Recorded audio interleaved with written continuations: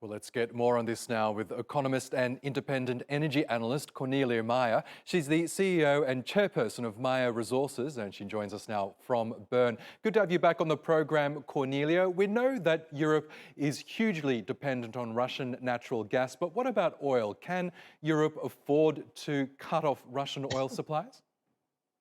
Yes, it can, but it will take time and it will be very expensive. What you have is you have, especially the older refineries to the east, and that's why the Czech Republic, that's like Slovakia, and that is also why Hungary say we need time if you want us to wean ourselves off Russian oil. They're geared towards Russian grades like the Urals grade, and older refineries can't just be retuned. Yes, they can be retuned, but it will take time. So yes, Europe can do it, but like everything in oil, it's not a light switch. Now, Moscow says an EU oil embargo will hurt Europe more than it will hurt Russia. But what's the truth here? How much will an EU boycott of Russian oil in fact impact Moscow? It will impact Moscow, but Moscow will just sell its oil elsewhere. It will redirect the oil trade flows. You know, Russia can still export to China, can still export to India. India and China have been buying. They're buying at a discount, so Russia will have to live with a discount. But it will still be able to buy, and then the Europeans will have to get heavier crudes, maybe from Kuwait or from Iraq, where they produce heavier crudes into their refineries. But it's going to be costly. Retuning these refineries is going to be costly. Readjusting trade flows is always a costly proposal. We know oil prices have recovered significantly since the pandemic when demand for oil all but dried up. But even so, the producers like Saudi Arabia and the rest of the OPEC cartel are really rebuffing requests from the likes of President Biden and other world leaders to increase their output in order to bring oil prices down. Do you think OPEC Plus should rethink that stance and pump out more oil? Well, as your previous package showed, is that there's some people which still have spare capacity. That is Russia, that is the UAE, that is to a certain degree Iraq.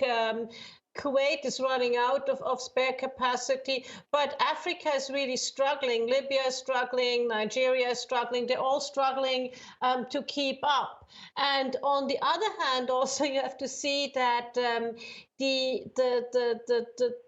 Western countries, the IEA's road to net zero, told everybody you should stop invest in oil and gas and in hydrocarbons. So you can't on one hand say stop investing in hydrocarbons but pump more oil. That seriously does not go down well. And when you talk OPEC plus, Russia is a core anchor of the Declaration of Cooperation, which is the agreement that frames OPEC plus, the 10 non-OPEC nations and the 13 OPEC nations.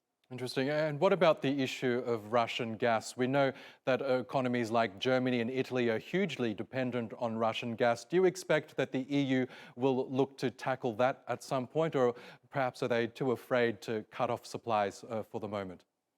It's not possible. And if you look at Germany, even the deputy chancellor and economic minister, Robert Habeck, who's a green, so he's in no way, shape or form a friend of hydrocarbons.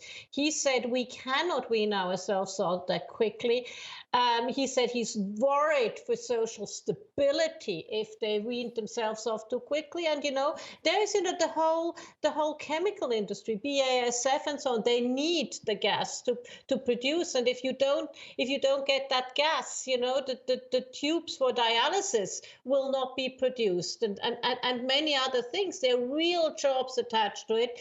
What the Germans are doing and what the Italians are doing, they're going to other places. Mr. Draghi went to Angola to try and get some LNG. Mr.